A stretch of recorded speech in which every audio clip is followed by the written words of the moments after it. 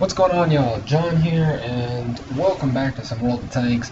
This is a little update video, and at the same time, it's kind of going over some new features that have been introduced into World of Tanks. And as you can see, we have a new layout in the garage over on the right-hand side, where there was originally green bars, and before that, there were color-coded bars to show the firepower, survivability, mobility, concealment, spotting of the tank. It has now been replaced with small white bars, but we also have corresponding numbers with those stats to give you a better sense of the tank's rating compared to other tanks, on a scale of 1 to 100 if I'm not mistaken.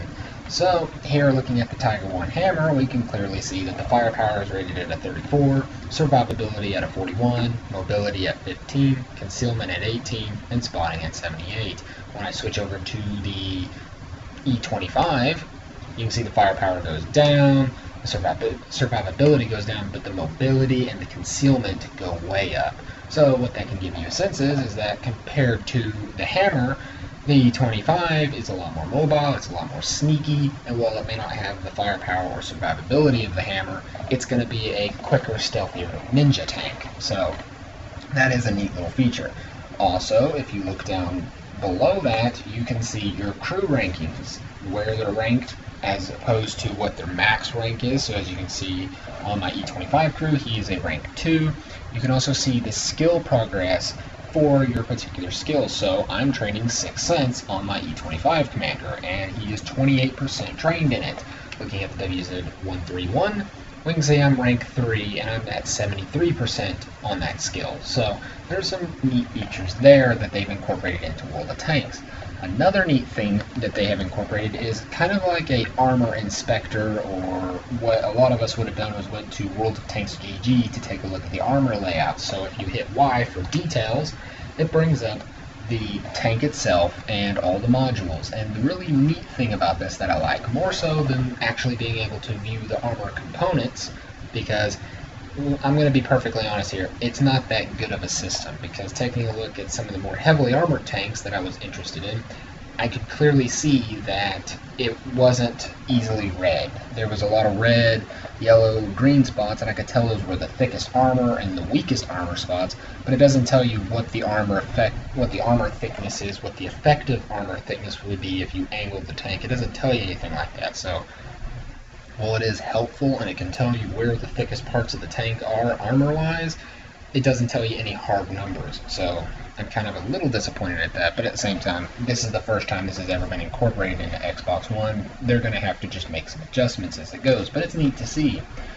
The most interesting thing is looking over on the right-hand side, as you can see the firepower, survivability, all that stays, but now, excuse me, you can see the mirror penetration, the reload time. You can see the armor depth range of the tank, how many hit points it has, the max speed of the tank. If you scroll over on your modules, let's say to the engine, I have the 12150L motor. It shows you where the motor is placed, and the fuel tanks. It shows you the horsepower. It shows you the power weight ratio, which is the first time I've ever seen this on Xbox. It shows you the max forward speed and the max reverse speed. So that's nice. You can also look at the gun. It shows you the reload time, the aim time, the accuracy at 100 meters, and the maximum range of that gun, which I don't think that makes much of a difference, but I mean, it's there. It shows you the track traverse. It shows you your turret, shows you rotation speed, view range of it, shows you the radio, what the signal range is. And it's got these neat little sound effects to it as well, so it can tell you where the radio is on a particular tank. So if you want to knock the radio out of a tank, if you want to hit the ammunition stowage, it shows you where that is.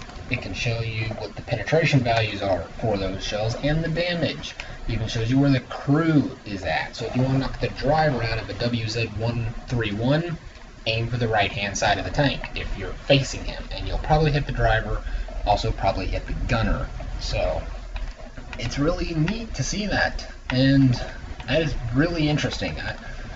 It's one of those things they're just going to have to play around with. There's going to be bugs, there's going to have to be adjustments made, but it's extremely interesting to see nonetheless. But that's not the only thing that's came out in this update. We get a couple new maps. We've got the Typhoon map that has came out for Pacific Island. we've got a World War I setting map. And speaking of World War I, if you go in your garage, if you've logged in and go to Tier 1, you now have a Mark I tank, and good heavens above, this thing is huge. Look at this thing. It takes up most of the garage. I'm pretty sure this thing is bigger than an E100. Let's do that real fast. Just pull up an E100. Yeah, the thing is bigger than an E100 in the garage. Way bigger. So that is insane. And what's funny is this is marked as a light tank. So go figure. And the firepower 44, survivability 72, mobility 87, concealment 4. Yeah, good luck hiding this thing on the battlefield. But it's neat. This is awesome. And as we can see, you know, it shows the different things on it. Taking a look at the hard stats.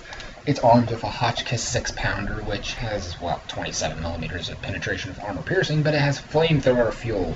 And I find it hilarious that the flamethrower ammunition has a penetration of 500 millimeters, but only does 4 damage.